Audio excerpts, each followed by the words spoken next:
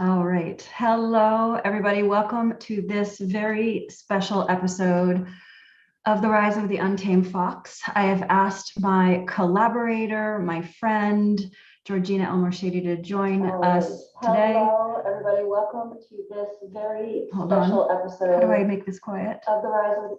There we go.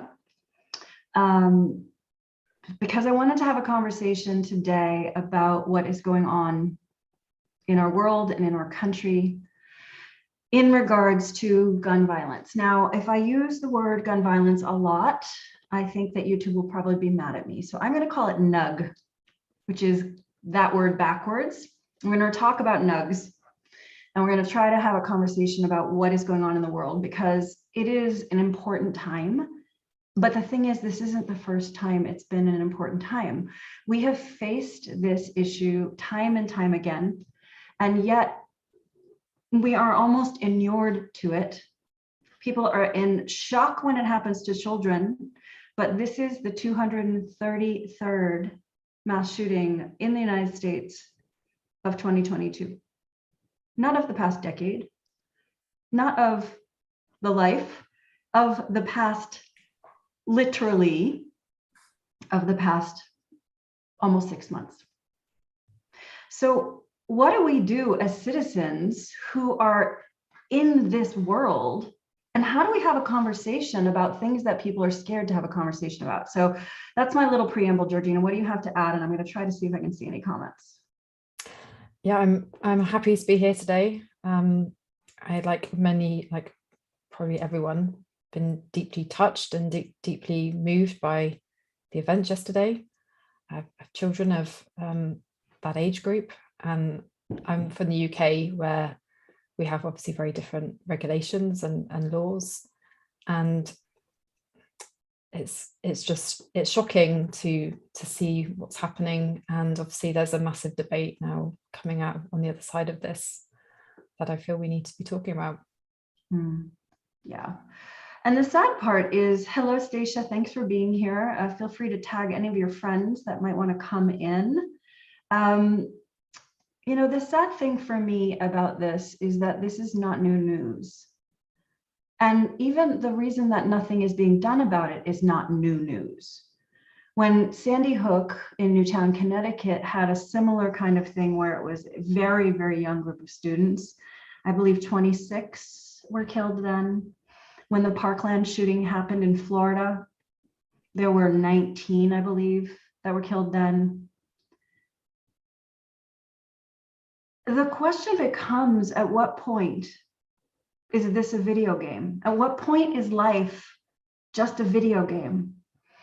The young man who perpetrated this heinous act in Texas, outside of San Antonio yesterday, was 18. He had been bullied a lot. He crashed his car on the way to the school. He was approached by police officers, but he managed to get by them and into the school and committed these heinous and horrible acts. And still, we have a governor of a state who's saying it's not the problem. And yet for this kid's 18th birthday, all he wanted to do, and what he did, is he went and bought guns. That was his 18th birthday present to himself. And he could legally buy them at age 18 in the state of Texas. No background check needed. What does a kid need a rifle, assault rifle, for at 18? What is wrong with our country, my country, that this is the issue? It's heartbreaking. My youngest son is in 4th grade. Oh my gosh, Stacia, I'm so sorry. Hello, Michelle. Hello, Haley. There never should have been another shooting after Sandy Hook. I completely agree with you. And yet the numbers are staggering. Sorry, I said the numbers backwards before. I meant to say 213, not 233. So what is a mass shooting? Let's start there.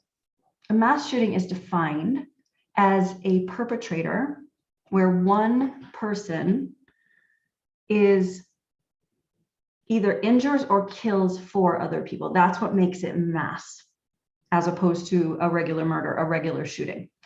And so when we think about what this looks like, we're saying that there is a bar that takes it from the personal to the mass and says, this is someone who's lost some sense of reality and needs to go express their aggression on other people. Now, this young man went and shot his grandmother before he went to the school. This is the 30th shooting this year, 31st shooting this year at a K through 12 school in 2022 alone. These days, kids go to school afraid. These days, kids wonder what's going to happen. Yesterday, Brian, my roommate and best friend, came home last night, and he works at the Jewish Community Center outside of Boston. There was a bomb threat yesterday. He had to evacuate the building, except for he was in charge of this one area of the building, and there was an older gentleman who moved slowly, and he said to me last night, I'm not going to lose my life because I'm supposed to make sure an old man who doesn't seem to care what's going on takes his time to get out of the building. Like, what is this craziness that we're living through, and why does it keep going? Why does it keep going? So I think that's the conversation that I think is really worth having today. And Georgina, the reason I asked you here is because some people don't understand what's going on in our country and how this is affected by politics, money, and power. And I know as an outsider of the US, a non-citizen of the US, it's not as evident to you, which is always why it's always great to have another person's perspective on what is going on. So I'm curious, what's your biggest question that I might be able to answer about this? I think my biggest question is probably similar to other people's questions, is this piece around, there was a shooting in a school in the UK some time ago now in Dunblane, and that led to significant changes in legislation. And I can't understand how something like this can happen and cause just unimaginable heartbreak. I can't even imagine how the families must be feeling today. It's there's just words just don't, it doesn't even feel right to try to find words to put to it because there isn't the right words. But how can something like that happen and still people are saying that the guns aren't the problem? I saw a short clip of, is it Ted Cruz? I think he's a senator from Texas. And someone asked him about the guns and he was saying how it's not the problem. And that to me just doesn't make sense. I understand that there's, the rights to have arms as a form of protection, etc. But I don't understand why people can buy military grade rifles and things. Mm-hmm. So there's a long history of why this is so, and there's a current and long history of why this keeps happening. And so let's start with the longer history. So the Second Amendment in the United States basically is an amendment to the Constitution that allows a person to carry arms to protect themselves. And it was really a homesteading act. Now, whether this is right or wrong, what happened at the time is that people were moving westward into Indian territory, Native American territory, and they didn't want their land taken away. And the convoys of people moving westward and the westward expansion in this country, where we were taking lands that didn't belong to us, white people were, the white people who ran the governments and who were establishing the governments and taking the lands, decided that they needed the right to carry arms. But before that, you weren't allowed to carry arms because you were considered a militia. And after I can't remember which war it was, the decision was made that normal, regular people don't need to carry arms. That's why we have militia.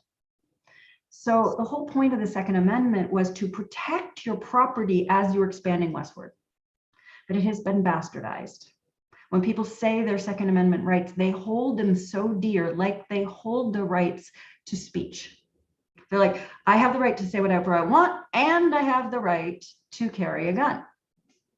And there is in many cases, lots of people who very safely carry a gun and it just makes them feel better. And it's not for me to judge them. But where I become frustrated and annoyed is the same thing that I've said many, many times about lobbying in the US and how the US legislature works. So representatives in Congress have to get elected every 2 years. By the time they come into office, for those, how many of you saw the live we did here on about the midterm elections? Georgina was with me for that one as well. Every 2 years, you have to run for your job, which means by the time you're in office, you're already thinking about how you're going to run for your job next time. Now, the difference here in the US is that the election cycles are so long, right? You run in the primary for your party, and if you win the primary, you have to run for many, many months to actually have the general election come along. In order to do that, you have to create what's called a war chest. Crazy that they call it a war chest. It's a financial bank account full of money that you collect from people who want you to be in office, from running, and collecting donations, from companies that are giving you money to protect their interests, from lobbyists, other known as K Street. K Street is where many of the lobbying organizations are in Washington, D.C. And then you have special interests. One of the biggest special interests, the most powerful special interests in the United States, and it has been for a very, very long time, is the National Rifle Association. Basically, they're a gun rights lobbying group, and they're very, very wealthy. In fact, if you saw the movie The Great Hack, the young woman who was being, highlighted in that movie had joined the NRA, even though she had been a Democrat, because it was the thing to do. It's a popular culture thing in Republican and conservative America. Now, you don't have to be Republican or conservative to have a gun or to belong to the NRA. It just happens to lean that way.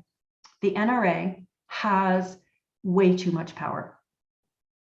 They give a lot of money to senators and congressmen and local legislators who protect the Second Amendment, who protect a person's right to get any gun they want at any time without background checks.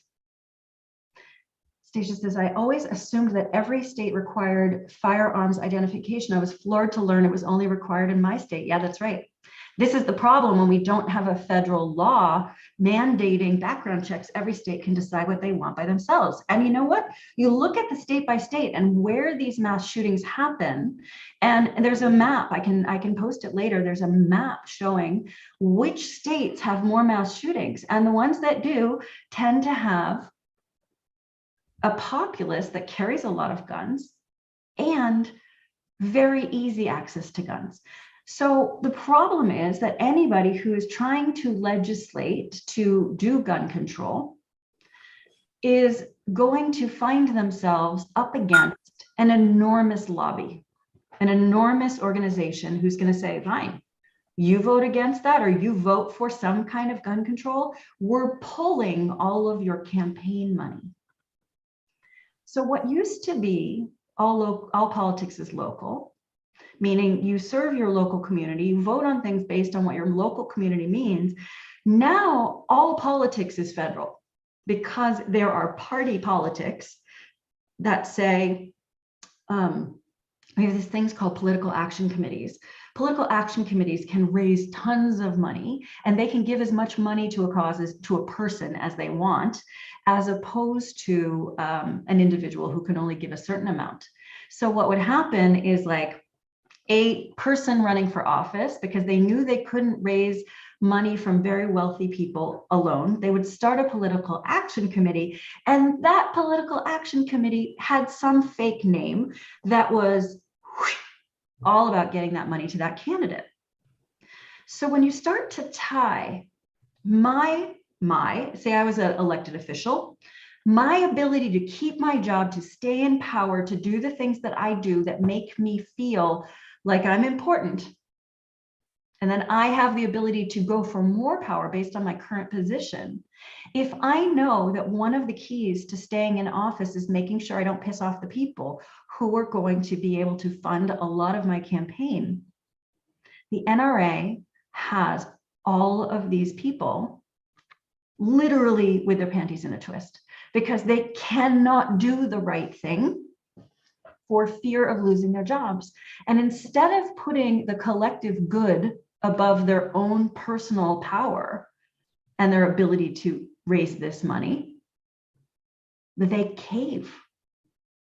That's why they caved when Trump tried to pretend that the election was stolen, because they think of Trump and his PAC as having raised a ton of money. And if Trump endorses you, right now it's not showing so well that the people Trump endorses are winning, but there was a belief at the time back in January, if Trump endorses you, you're going to do well because his PAC has a ton of money and he'll send money your way.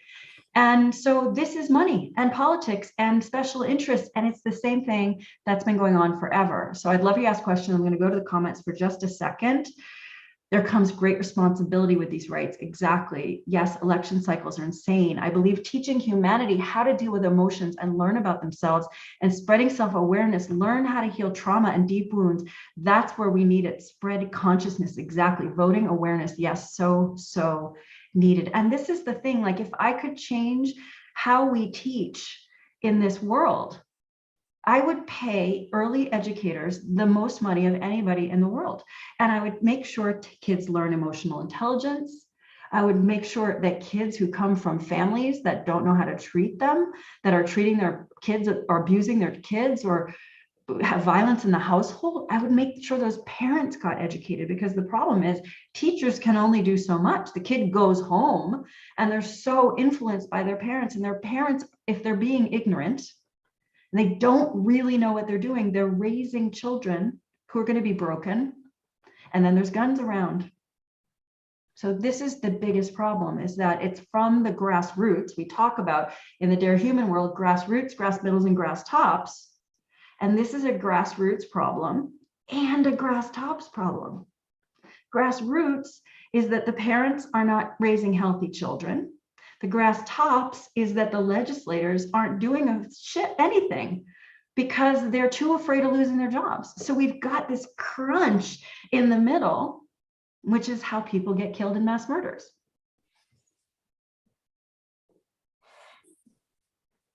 Yeah, it's a lot. There's a lot. It is a lot. And it's interesting because we talk a lot about how we live in democracies, for example, but what you're just describing here is that the money and where the power lies has a massive impact on legislation. And I find that curious, that is a thing. Well, it's funny. This country is, my country is a country of oxymorons. So for instance, we were founded on the idea of the separation of church and state because people did not like coming from England and having church and state run by the same person, AKA a king. So they came here and they said, we're going to create a brand new kind of thing. It's a new experiment. It's called democracy. We're the first country in the world who ever tried to do it.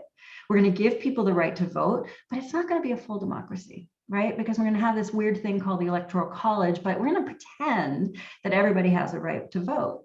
Well, the problem with this is it never actually happened. When a president of my country gets sworn in, he puts his hand on the Bible, the Christian Western Bible, and says, I swear to uphold the oath of my office. Where's the separation of church and state? Mm-hmm. So we already start off from the very beginning of our founding being at odds with the standards that we've set out to live by. And what happens is, as this gap gets bigger, as people get more scared, as the energetics of the planet start to change, and as consciousness is rising, the people who are in power and are all about committed to the old ways of being, they are so freaking scared of the patriarchy being taken down. They're so afraid of women rising. They're certainly even more afraid of women who understand feminine energetics and the dynamics that we can bring to the table. But more than anything, they are afraid of the powers that be that have the money to help them win elections. And if you guys have not watched Scandal, the TV show Scandal, which is on ABC, written by Shonda Rhimes. It is one of the most incredibly powerful, understand how these systems actually work and how deep the brokenness and the corruption go. I am not a fan of my government. I think that our Congress has the lowest ratings of almost anywhere in the world. We are 5% of the population of the world. In the United States, we own 45% of the guns. And we're the only country in the world, and the closest country to us we are 6 times more mass murders than the nearest country. It's insane. So in terms of anything changing, how is that going to happen? Is it going to happen? Is it like, what needs to shift? So there's a lot of things that individuals can do. The first thing is, the reason this show is called The Rise of the Untamed Fox is because you're here because you're interested. Does your interest start and stop while I'm live? Or does your interest continue once I turn the camera off? Is your commitment, and yours doesn't have to be to gun control. I always say to people, pick one thing. You don't have to go change the world around everything. My one thing is to educate people, to give them options, to show them what's going on in the world. I try to be as unbiased as I possibly can. That's my one thing, right? And so if we each pick our one thing that we're trying to do to make a difference, you get to choose. It's a little harder in your country to affect what's going on in the US, but you've got so many friends in the US that you could be part of it. And so, for instance, people could write to their congresspeople. They could write to congresspeople in other states and say, you've got to disconnect from the NRA. We have to depower the NRA. The right, the far right, is so happy to defund Planned Parenthood and get rid of abortion rights, but they're super happy to put a gun in babies' hands. I don't know how many of you have watched Borat. You know, the comedian, what's his name? Sacha Baron Cohen. If you guys have not seen his show about America, you just have to watch the first episode. If nothing else, watch the first episode. I can't think it's called This Is America, or I can't remember what it's called right at the moment. There is this episode where Sacha Baron Cohen pretended to be an Israeli Mossad, which is their CIA, Israeli Mossad agent. And he had come to the US to try to spread a brand new program called Kindergartens. Have you heard of this? And of course, Sacha Baron Cohen is a comedian and a satirist. And so he goes around to high-ranking people in the Republican Party and in the Republican GOP convention, the people who run the party. And he tells them about this program that he has, that he would train 4- and 5-year-olds in kindergarten how to use guns so that the kids could protect themselves if something like this happened. And there were so many people who were like, this is the best idea ever. And he has them on video. And he gave them, like, when you read off a teleprompter, he's like, great, if you can be part of our public service announcements to make this happen. And I can see you're getting emotional. His joke is real. And this is the problem. All of these high-ranking people in the Republican Party read from the teleprompter. And here's what they said. It was like, this is why this kindergarten program is so important. This is how we'll protect ourselves. And then he wrote this gobbledygook text that said, in the brain, there's a thing called a Rita Ora. Rita Ora, by the way, is a rapper. So he is planting inside of this text these ridiculous things that these clueless politicians are saying out loud. In the Rita Ora, there's a complex called they didn't use Beyonce because that one's too known, but it was like the Cardi B. Yeah, there's a Cardi B complex in the brain that if we can stimulate the Rita Ora, and they would read this teleprompter stuff. And he had written ironclad contracts so that there's no way anyone who spoke on his video for this could get out of him using the video. So you have these people who have been on camera talking about a kindergarten program. This is how deep the insanity goes. The problem is most people haven't seen Sacha Baron Cohen's show when he's Borat. Most people don't care. Most people won't do anything about it. Most people find it too upsetting, so they need to look away because it's hard to look at. And I'm watching your face, and I have so much love for you, Georgina, and your children, who I adore. And so I want to know from you, like, I can feel that your heart is hurting over this. Tell me where you're at. It's like, it's insanity, isn't it? That, and this is one of the things that shocked me, is the answer seems to be, one of the proposals is, oh, let's arm teachers and let's put guns into schools. And I used to be a teacher, not of that age group, but I'm sure people don't sign up for that role when they choose to go into teaching. And I'm just curious to understand more about, like, what is the resistance to, for example, having background checks? What is the resistance to saying you can't have certain type of rifles? Like, why is that like a red line? Why are certain politicians not prepared to make it, to put more restrictions around ownership? Can you explain that? They are in the pockets of the NRA. So if the NRA says to you, don't vote for this because you'll lose your funding, would you vote for it? So the NRA, they really don't care what the guns end up doing. They just don't, they're not bothered. No, their whole purpose is to lobby for gun rights.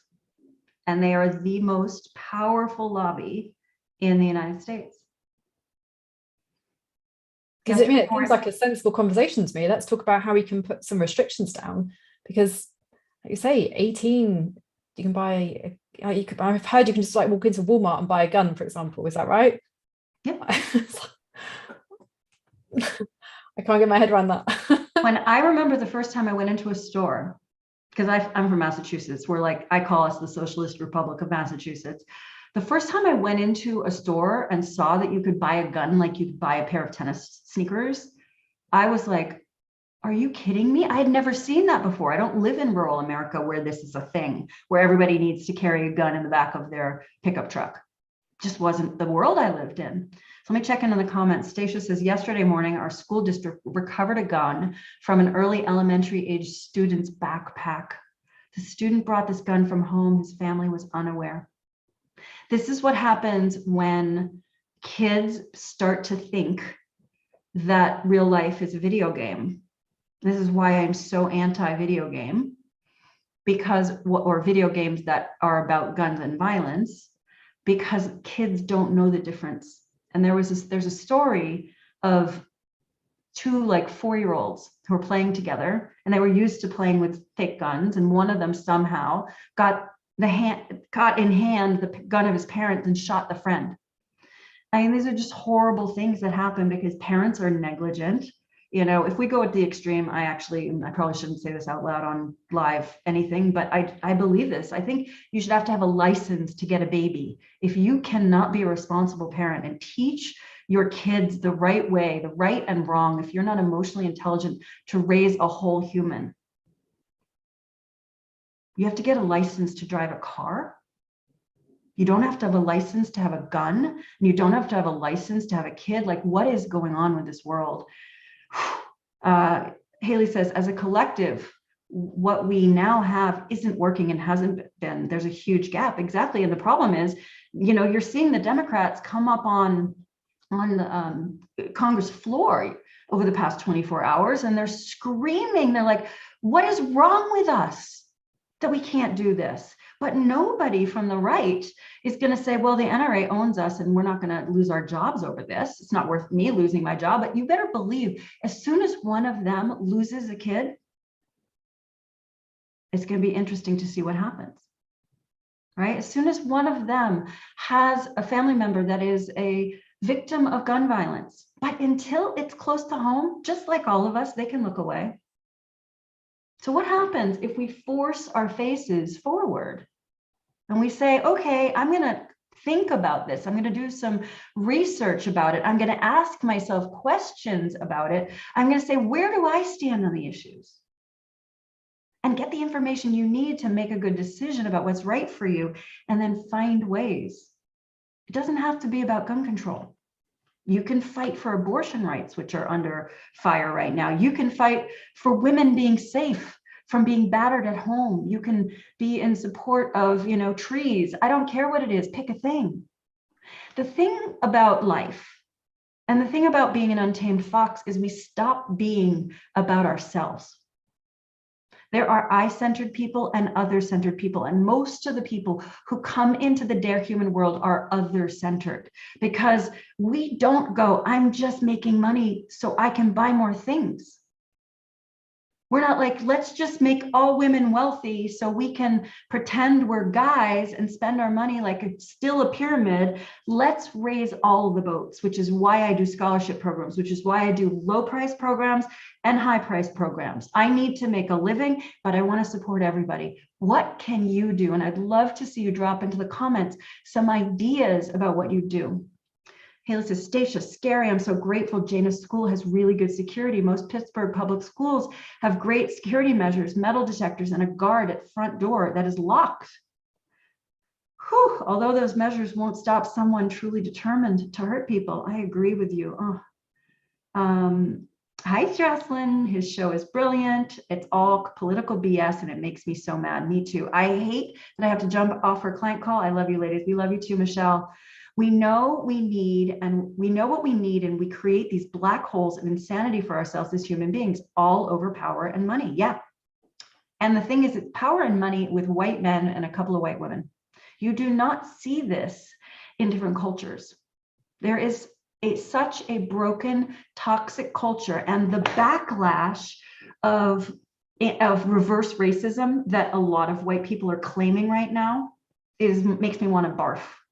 Because it's like, oh, I'm happy for my world to be perfect. And then I'm happy for you to have a perfect world as long as it doesn't take away from my world, right? So you may have heard that this year, it's really hard for white privileged kids to get into college, and they're devastated. They're absolutely devastated because twice as many people applied to college this year because of the pandemic, and they didn't use the SAT scores. So to get into college was much harder as a white privileged person this year. Oh my God, people are going berserk. And I'm like, you know what? It's okay. You're going to be okay. They can have a chance. I'm with you. And you know this. Yes, I do, Haley. I love you. Just having this conversation on what should be licensed: cars, guns, babies, sperm. I'm with you on that one, Jocelyn. So what do we do? What do we do if we're here in the US? What do we do if we're abroad? What do we do as human beings? How do we start to look at this and these entrenched things that don't seem to move? 2013, we tried to get gun control through. You know what happened in 2013 after Sandy Hook? Which was an elementary school in Newtown, Connecticut, right outside of New York City. So the Democrats had the House and the Senate at the time. They tried to push through some gun control measures. Gun safety measures is the new words they're using. And what happened that year? Obama was president, and he lost control of the Congress because his people were overturned by people who wanted and were convinced that their rights to have a gun are more important than any other rights on the planet. And this is what happens when we get so focused on what we think. Me. I don't care about you. Me. And then someone I know gets hurt or dies of COVID, and all of a sudden, oh, I feel differently now. I want to throw up. Yeah, you're spot on. This is part of the challenge. We live in a very individualized society where, we're focused on what's right for us and forget that we are actually part of a much wider collective, much bigger whole. And I think some of these big external events are just this reminder that the world we've created doesn't work for most people. It works for a small percentage of people, but it doesn't work for most people. And so there's this brilliant Disney movie think it's called Ants, and there's this one scene I remember where like the chief locust is having a right old go at his army of locusts because they're complaining about having to go and round up the ants again to collect some food. And he's like, don't you realize if the ants start to believe that they don't have to do what we say, they're way more than us, they're gonna overrun us and we'll lose our power, to paraphrase. And it's so true. Sometimes we can think that our voice doesn't matter because we're just one individual, but what we can forget is that as individuals coming together behind a united issue, we can have enormous power. And so because it's really hard to speak about some of these difficult topics because maybe you'll say the wrong thing, or maybe people might change their mind about you, maybe they won't like you anymore, etc., etc. And so sometimes it can feel easier to say nothing or assume someone else will say it for you, but that's part of the problem. And Susanne, we've talked about this before, like how politics, a lot of people become so disenfranchised with politics because you're like, oh, they're all the same. Oh, my opinion doesn't make any difference. What's the point of me doing anything? But it's actually been quite clever that so many people have become disenfranchised because we've just not been watching and looking. And suddenly there's all these issues popping up. It's like, actually, no, we need to get engaged in politics. We need to be having these conversations. We need to bring these conversations into more of a public place and talk about them. Because then we can know what other people think. We can understand issues from different perspectives and different points of view. We can have a healthy debate and a healthy conversation about it. And remember that actually our voice can make a difference. It does matter. And so it's important that we participate, as you said, in whatever cause matters to you, but participating in something, like broadening our perspective, that it's not just about our own narrow life. Like we saw this with COVID, right? And in the UK, for example, the homeless crisis was solved because suddenly homeless people were a COVID threat, because they were in public spaces. They were found homes for. They are now back on the streets because COVID has moved into a new phase. It's not a priority anymore. But it just goes to show that we cannot isolate ourselves. We are connected with everybody else. So these problems are all of our problems as well. And if we're part of a global society, for sure. And of course, there's the people who have made up the, oh my God, I just forgot the word. There's a group of people who have decided the deep state exists, and the deep state exists, and they're Democrats who are pedophiles, and they're trying to create global world domination and one government ruling the whole world. And there's all of this crap that people are being spoon-fed from the internet and other places. And by the way, we cannot leave Russia and China out of this, because Russia and China want the demise and the depowering of the United States because it allows them to rise, right? The United States gets to be a big threat. Right now, we've got a big hammer. But, if they keep undermining the fabric that holds this country together, which they're doing a great job of, and people are being spoon-fed this stuff and believing it, then where do we end up? So the idea that we have to actually look away from our own navel and do something uncomfortable or spend money in an uncomfortable way, like, all right, so I went shopping the other day. I was like, okay, I want to celebrate something. I'm going to go buy myself something to anchor in this moment. And please get off my page, Naked HD. I don't want you here. Get off. Go away. I'm going to block him.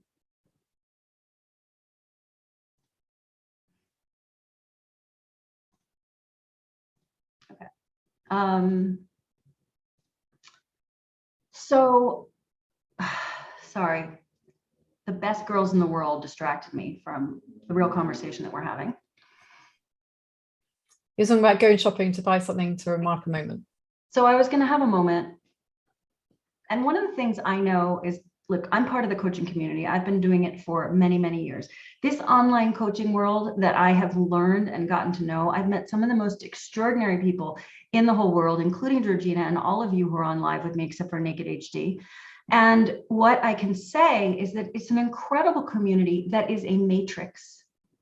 The numbers we talk about in the online coaching world are ridiculous. But more ridiculous to me is the lack of responsibility of what people do with that money. So I went shopping the other day and I went to Saks, which is near my house, and I walk in and I'm looking around and I'm like, that's ridiculously expensive. And I wonder where it was made. And I'm like, I don't go straight for the price. I go look to see where it was made. That's like the first tag I look at when I think an item is cool. So I go over to the Prada section. And Prada is one of the only luxury brands that I would ever consider buying. I own glasses by Prada. Because they have worked really hard on their social responsibility. So I am talking, thank you so much, Jocelyn. I am talking to the person in the Prada section and I'm like, great, where did this bag get made? He's like, that bag was made in Milan. I said, how do you know? He said, because the only thing that we make in China now is our bucket hats. I was like, okay, explain to me how that happened. And so this guy happened to be very well educated in their social responsibility and how they source their goods and what they do. And they have a whole new line where they take recycled nylon and they actually make it into luxury bags. Now, the bags still cost $2,000, which is absurd to begin with. But the fact is that they're doing something, right? So with all of the people who are making shit tons of money online, can you imagine if people started funding campaigns of people who could make a difference? Can you imagine if people put that money to work for good causes, to get homeless people off the street, or to make hungry people make sure they have food, or to get parents some kind of emotional intelligence training so they can get a license to have a kid? Which, by the way, I will probably be slayed here online for saying that people should have a license to have a baby. But as Haley says here, you need a license to go fishing. Seriously, like we regulate everything in the world. So the question is, how do we actually, in this Darwinian, no, Orwellian is the word I was looking for, world, how do we take back some of our agency, some of our power, so that we can be doing things that are important in the world and we can affect some of these stalemates that are happening because there are men swinging their dicks at each other, trying to have more power. So who has any thoughts about this? What would you like your one thing to be? Drop it below. And I'm curious, Georgina, what's your one thing if you have one? I think my one thing is empowering other people to speak up on the thing they care about. Okay. I think that's amazing. Can you say more about that? So I believe we all have a piece of a jigsaw. And when we have the courage to articulate what that piece is and share it, be visible with it, then we can spark a ripple. Because I think the change we all inherently are longing for and we're yearning for is going to come from the bottom up. Mm-hmm. I think we're in an age where more and more people are recognizing that things just aren't working. And at the risk of sounding dramatic, we're at almost a crossroads of, like, are we going to evolve as a society, as a collective, or are we going to go extinction route? Because, you know, that sounds dramatic, but it's not out of the realms of possibility, considering what's happening with the planet, all these things. I don't think it's out of the realm of possibility at all. We've got people like Elon Musk, Richard Branson, Jeff Bezos, building themselves spacecrafts so that they can escape to Mars when this planet is uninhabitable. Right? It's the movie Don't Look Up. Yeah. Don't look up, everybody. Don't look over there at all of those mass killings. Don't look over there at what's happening with the NRA. Don't look over here at how Mitch McConnell et al. Are completely remaking the judicial system in the US.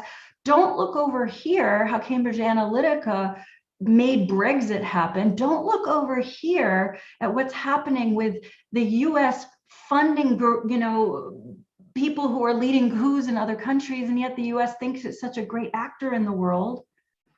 I mean, the US is the biggest problem in most international places. And I love my country. But when you become the biggest hammer on earth and people expect you to be the police and the savior, it's a very difficult position. And so there are lots of countries that would like to topple the US So what happens? The people who are terrified of that happening are going to do everything in their power to keep their jobs and their guns, just in case someone invades this world. God forbid someone invade rural Alabama, where I spent all my time doing my TV show. Then everybody has their own gun, just in case the Russians arrive, or just in case someone arrives to overtake them. They'll all have their gun to protect themselves. And this is the mentality. Make America Great Again was all about going back to a time where the United States was so dominant that these were not questions. That's what Make America Great is all about. Jocelyn says, so many bad parents and pet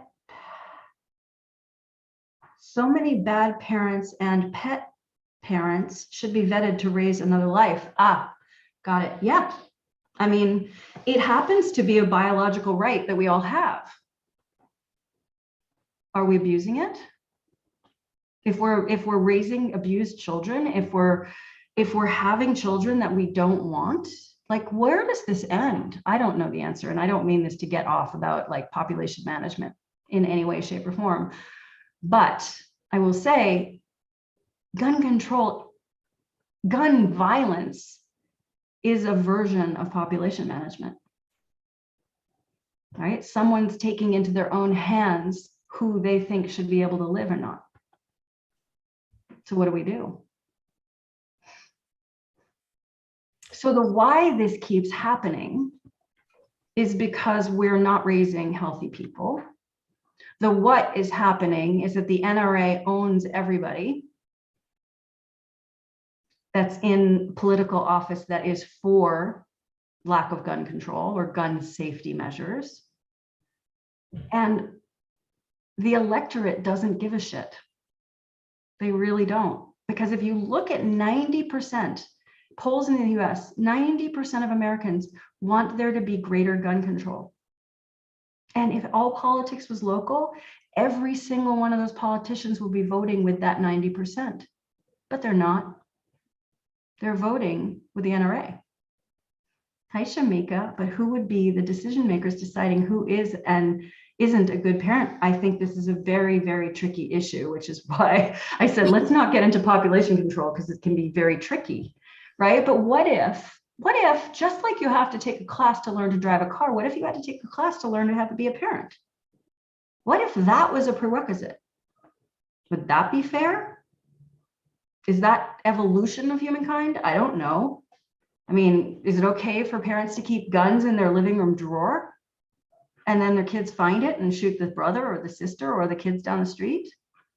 Like, at what point and where is the role of government? Now, there will be people who would tell you government has no role. I don't want government. Government should be small. They should stay out of my business. They shouldn't have to pay so much taxes. I had this conversation with someone the other day and I was like, so that road you drive on, do you want it to be paved? Well, yeah. Who pays for the paving? Well, fine. That's a little thing. Like, I just don't want to have to pay all my taxes. Oh, okay. So those police officers that you can call when you're scared that someone's broken into your house,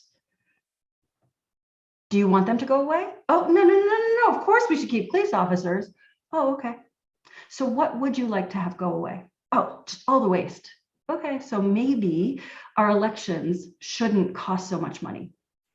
Maybe our elections shouldn't be so long. Maybe we should have election reform. Oh, no, we can't do that. Because if you have election reform, the guy who's been in office for 26 terms would be kicked out. You start to see what happens. It's perpetual. So I think what's really important here is that we use our powers as spiritual beings and our powers as human beings to see what we can do to change the trajectory of this. And to use our voices, not just when you're on live with me, but listen, go grab this video link when you're done here and share it to your timeline. Share it to your Instagram, share it with family members. It's a conversation. We're not concluding anything. We're not better than anybody else. What we're saying is that we need to voice these things as opposed to being really teary-eyed and looking at the news and going, I can't watch, it's so sad, I feel awful for those people. It doesn't matter if you're not willing to do anything. So that's where I want to leave everybody today. How do you feel, Georgina? I know it's late where you are. Yeah, I think it's these types of conversations can be messy and they can be uncomfortable. And I think sometimes we have to be willing to be vulnerable, acknowledge we might say the wrong thing, maybe get something wrong, but if the outcome is we're more informed, we feel activated and we feel empowered, then it's worth going there. It's worth going there. Like, I've learned a lot today about some of the processes that are behind the issues, and if we never question any of these things, they're not going to go away. Nothing's going to change unless we question them. So putting some of this stuff under the spotlight, even if it's messy, is a good thing, because we can't change anything unless we're participating in the conversations about that change. That's right. We figure out our own opinions when we hear what other people say. Oh, I don't agree with that, or never thought of that, or that's a good idea, or I didn't know that. Like, those kind of insights are really powerful, because when we have that knowledge, we can have a seat at the table. That's right. And we say in the Dare Human world, we want you to become a force for good in your own life so you can become a force for good in the world. To that end, we dropped a brand new masterclass today in the Dare Human group. If you're not part of it, please head over there. Also, if you have not subscribed to my channel here, please do me a favor, subscribe and hit that bell so that you can make sure that you get notified. But we do have a program. It's called Get Up, Stand Up. It's an inner journey towards discovering and being able to stand up for yourself, because if you can stand up for yourself, you can stand up for what matters to you. So if that is of interest to you, there's a very cool thing happening that I haven't even talked about really yet. And that is that the program itself is for sale, but there are 3 VIP spots, or I call them extra access, because I think we're all very important people.